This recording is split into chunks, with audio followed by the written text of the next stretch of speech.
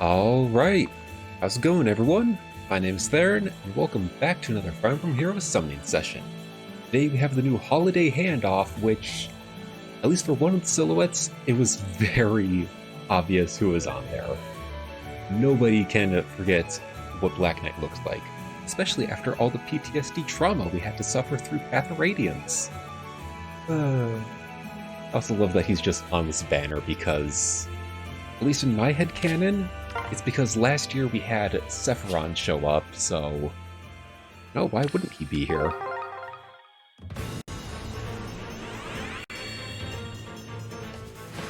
Or speaking of Black Knight, he's got not the Wandite this time, which again makes sense. Last year we had Winter Altina, and it'd be a little awkward for him to also be wielding the same weapon as her. But he's got the Solemn Axe, which is a slaying effect, plus 5 to all stats during combat. Gets a no follow-up effect. That is going to be scary to deal with. Debuffs on foes' attack and speed equal to 25% of foes' attack. So, yeah, that's going to be a little annoying to deal with, especially with some heavy hitters. And he reduces damage from foes' first attack as long as foe is, well, relatively healthy. Now, all those bonuses, they actually do scale off of his foe's attack. So if it's at 60%, he gets all 3 of those. 40%, it's just the debuffs and no follow-up. And if it's 20% or less, then it's just no follow-up effect.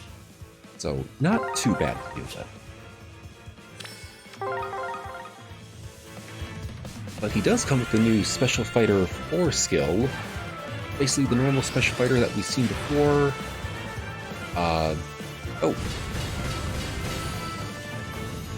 You're not the armor I was looking for, Gatry, but hello. But what Special Fighter 4 also does, it reduces the Deep Wounds effect and heals him for 30% of the damage he deals. So, yeah, I don't think there's going to be any easy way you can kill Black Knight. Especially when one bonk from him is just going to heal up all that damage.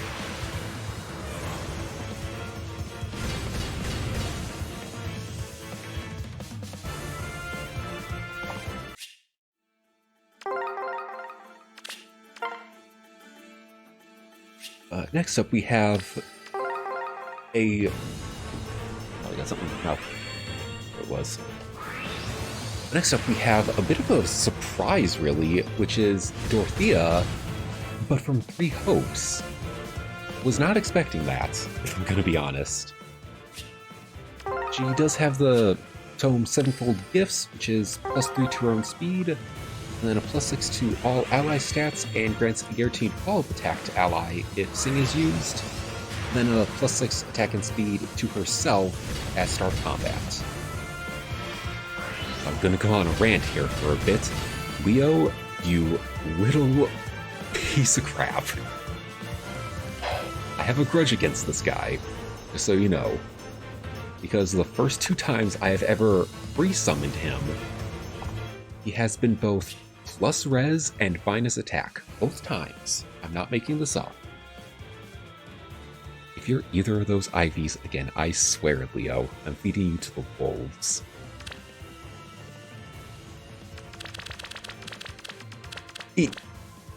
It's like this game knows. It's like this game knows. Plus res, minus attack for the... Oh my god.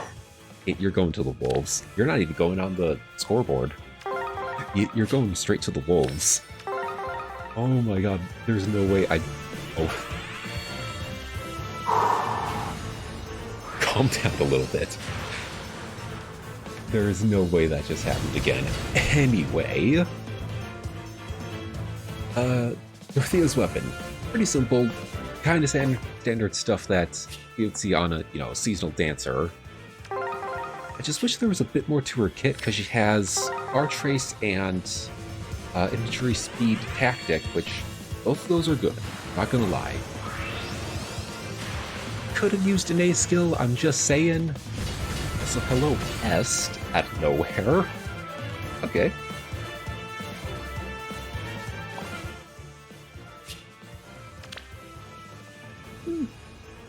Not bad. I think I already have you at plus speed, though, so I'll definitely take it. Actually need water to calm down after that, that fit of rage against seeing that freaking Leo. God.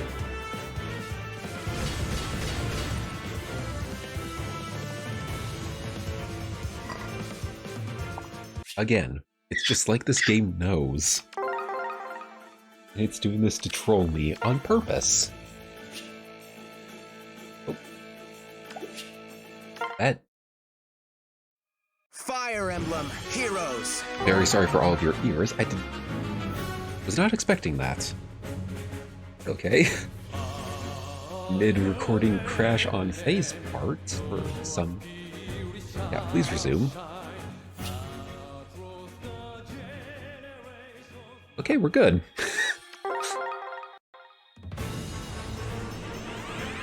Anyway, back to what we were doing. Then we also have Annette, also 3 hopes. It was a bit obvious due to the silhouette since people were speculating thanks to her little twin tails. I was not expecting, / I was also kind of expecting her to be Armored Bow because they really like to give us the armoreds around the Winter Banner. But Peppy Bow is basically -5 to foes attack and defense, and Bow cannot make a follow-up attack at start of combat. Simple, I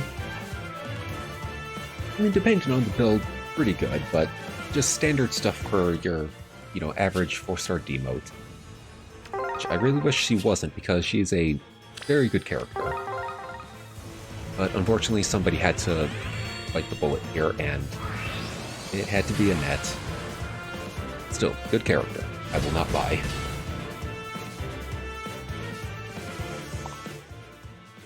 Then finally, we have our Harmonized unit here. I originally thought it was a duo because it's Selena, not Severa.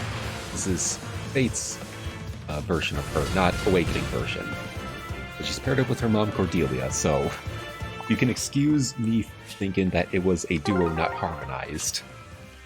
Anyway, Cordelia, with her daughter Selena, have the Inseverable Spear, which is Slaying Effect, and then the rest of the weapon works... well, sword works, but they also get a +6 to attack and speed, and special cooldown acceleration for attack if unit initiates combat or is nearby allies. That's relatively different to the weapon I'm about to compare it to, where the main effect that it gives its allies of a... Oh, I read first. Where it's sort of like aerobatics, warping, and a dual strike to unit and allies. It's basically what we saw with Bridal Catria, I think last year, wasn't it? Yeah, last year for the Bridal Banner. It's basically that, but a little bit better. So they have now been officially outclassed. Wonderful. All of our Aether Raids defense teams now have to swap out Bridal Catria for Winter Cordelia. I'm not even mad, though. That's actually kind of hilarious. Oh! Hello, Dorothea. Awesome. Actually finally got one of the seasonal units this time. Let's go. Plus attack. We take those. Yes. Nice. I haven't finished 3 hopes yet, so I'm not really in too much of a hurry to get, any more Dorotheas or Annette yet, but I will still take it.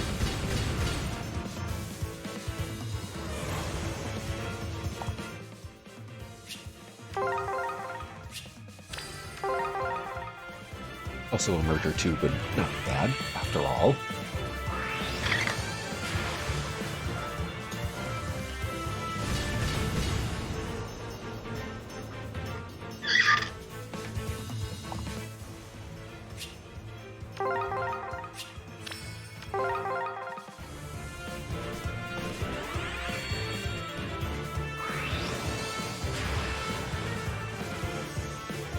And Benny, okay.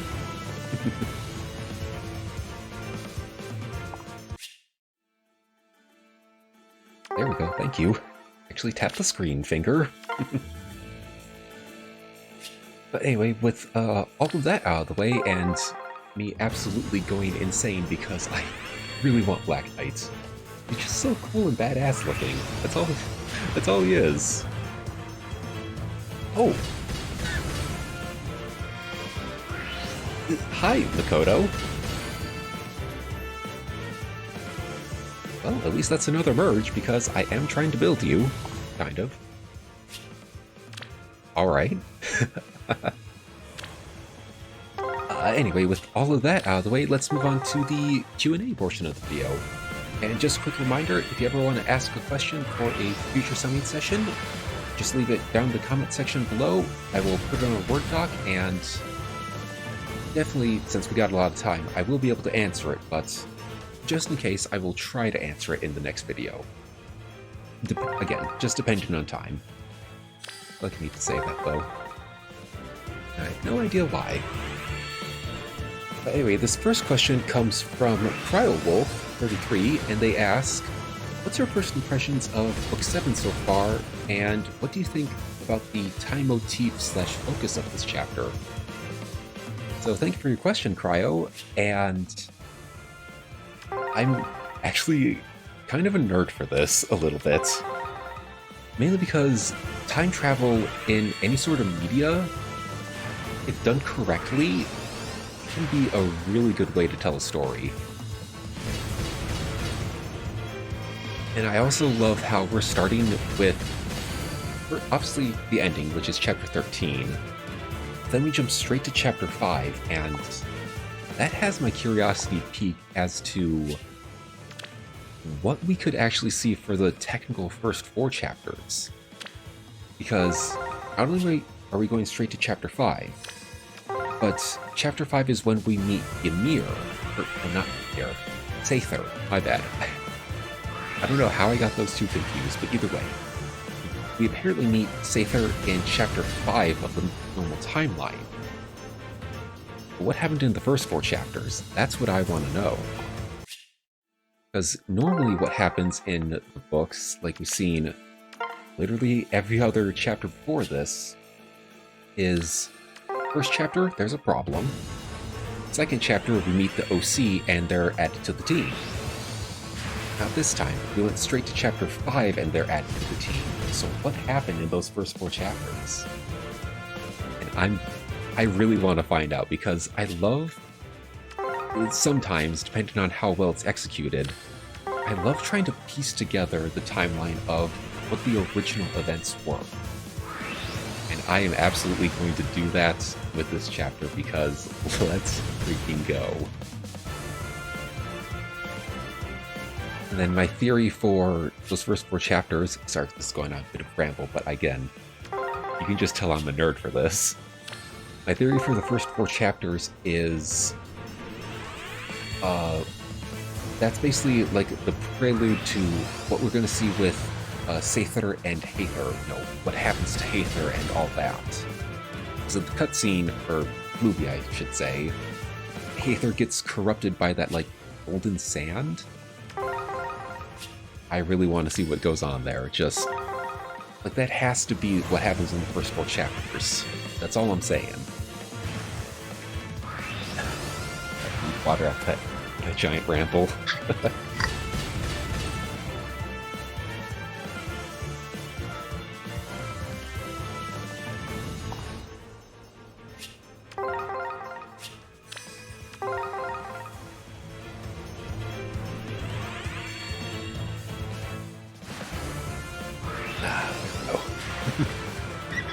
I was dehydrated myself.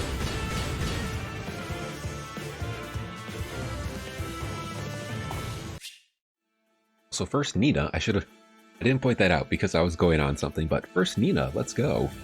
Let's just check your IDs. Could have been better.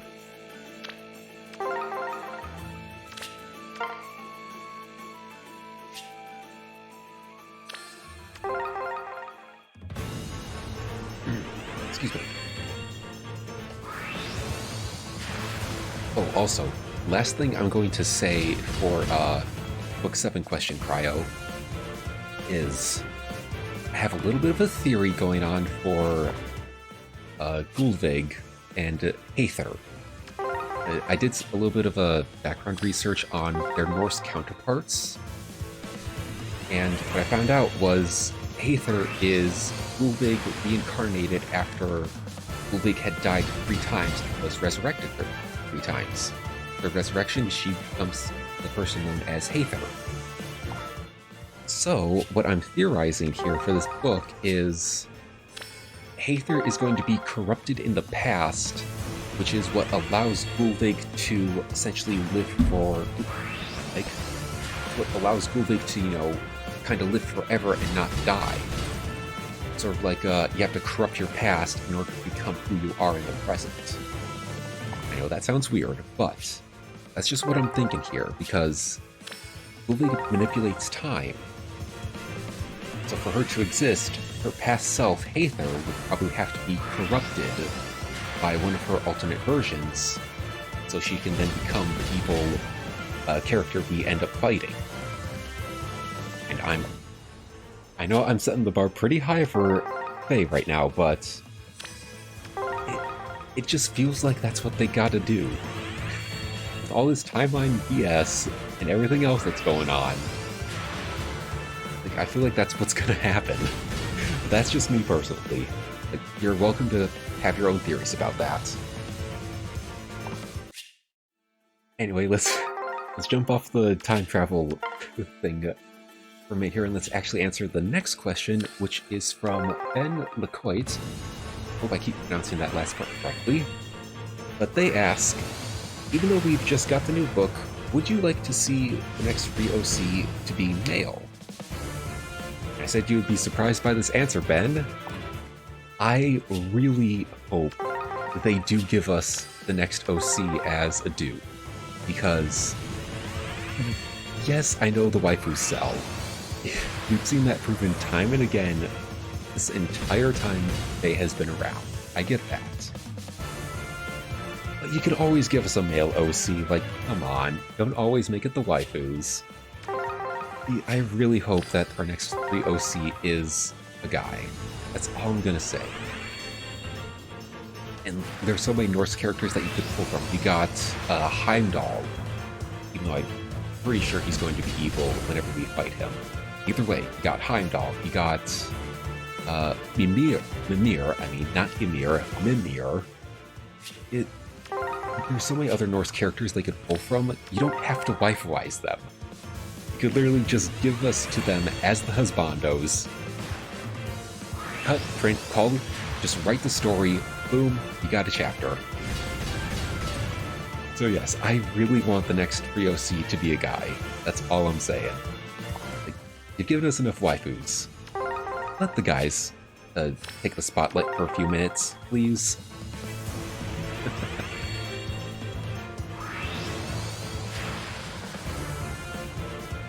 Alright, and ending with Karen. Honestly, with how lucky the 4-star special luck was, I am a-okay with that. And I think this free summon between Black Knight and Cordy, I have to go Black Knight. I just have to. He's a walking tank and an absolute unit. I have to go Black Knight.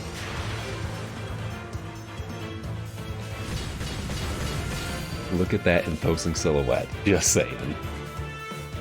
I also love that the artist included just a lot of snow on the top of his armor, because he's an armor unit. He's not going to be moving fast. The snow is going to accumulate on you, dude. Like, why? This just looks so badass, I'm just saying. And I love it. It's goofy, it's weird. Like, you would not expect Black Knight to be on a winter banner.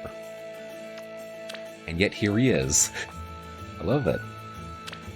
But anyway, that is going to do it for today. I'll try that again. That is going to do it for today's summoning session. I'm recording this very early in the morning. I should really be asleep. Christmas definitely came early for me. That was the luckiest summoning session I've had since the Halloween banner. I will absolutely take it. If you guys did summon on this banner, let me know who you got down below in the comment section. I always love seeing your results. And if you haven't summoned yet, I wish you all the luck in the world. But with that, I'm Theron, saying I'll see you next time. So until then, farewell, and game on.